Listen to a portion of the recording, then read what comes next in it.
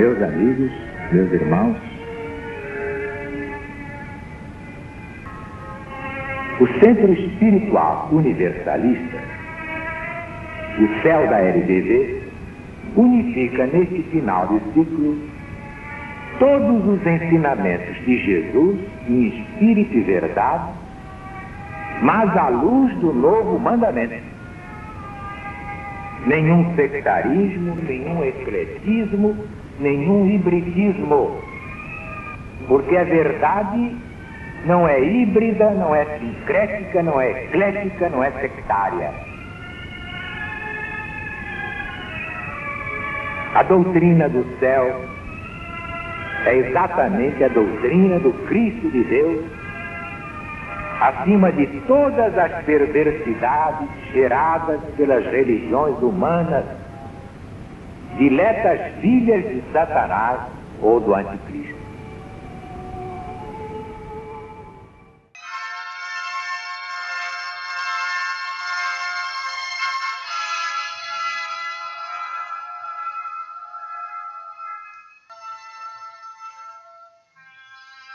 Doutrina do céu, Espírito da verdade.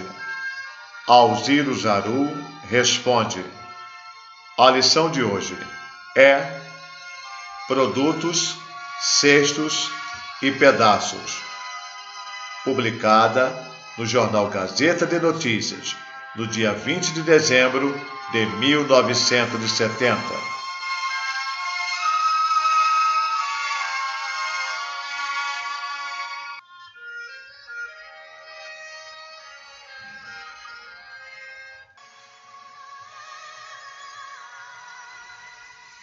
Os 5.000 não notaram qualquer diferença no gosto do pão e do peixe? E qual o destino que tiveram os cestos? O que aconteceu ainda com os pedaços de pão e peixe que sobraram? São perguntas que fazem os componentes do nosso posto, com relação ao capítulo em pauta. Como as responde o Espírito da Verdade?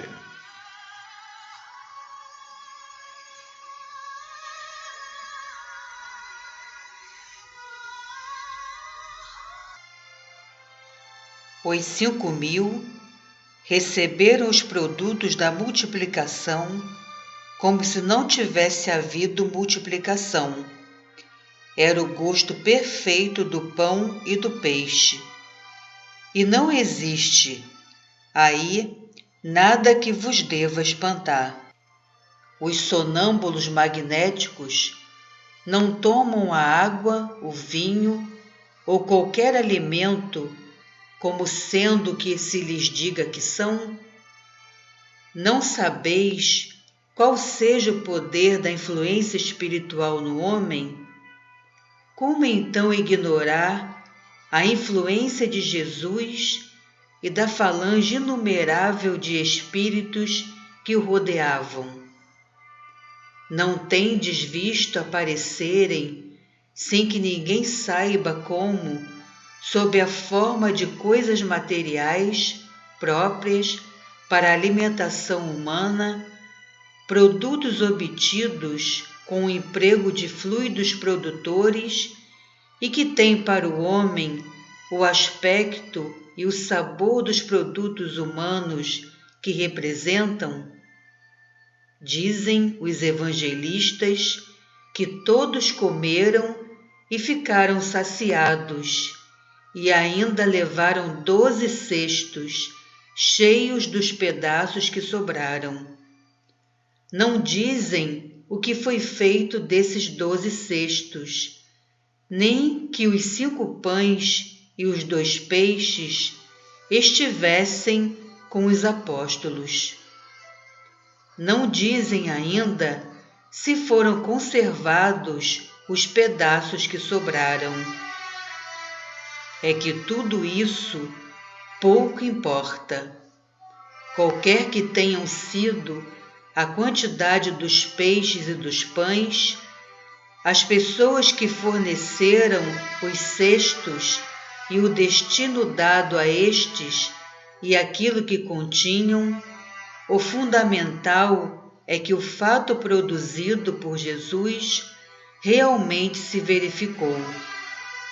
Isto sim importa que todos saibam. Deveis compreender que, em multidão considerável como aquela, há sempre uma certa agitação.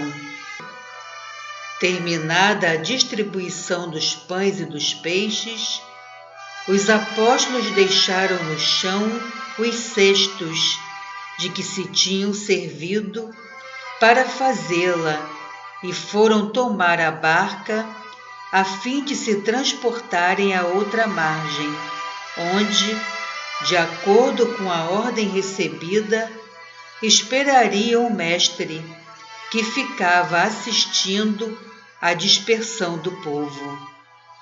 Mais preocupados com suas necessidades espirituais do que com as do corpo, que no momento se achavam satisfeitas, os apóstolos não cuidaram de mais nada.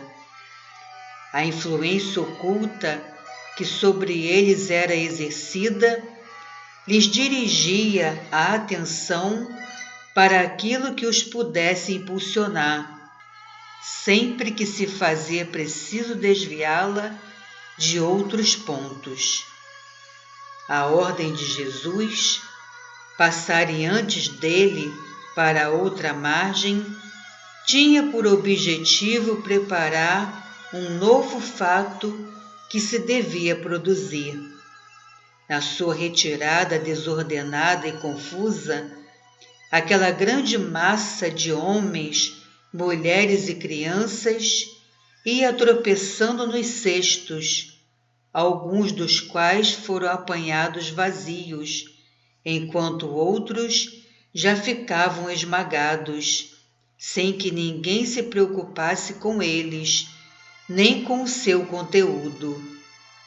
Os fluidos componentes dos produtos fluídicos, que sob as formas de pedaços de pão e de postas de peixe, sobraram da distribuição, voltaram à fonte de onde tinham sido tirados, logo que, sob a ação dos espíritos, desapareceu dos mesmos produtos a tangibilidade e tudo entrou de novo na ordem da humanidade terrena. Tudo fora previsto, preparado para a execução das obras do Cristo entre os homens.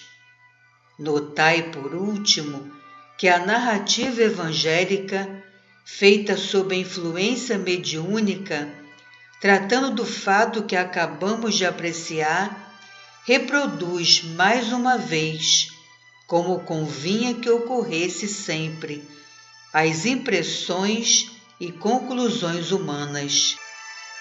Notai ainda que o mestre, segundo decorre dessas impressões e conclusões, teve por fim, como sempre, despertar e chamar sobre si a atenção de seus discípulos e da multidão, de tal modo que, acreditado todos, como acreditaram, ser Jesus de natureza igual à dos outros homens, ficassem vivamente impressionados por seus atos e palavras.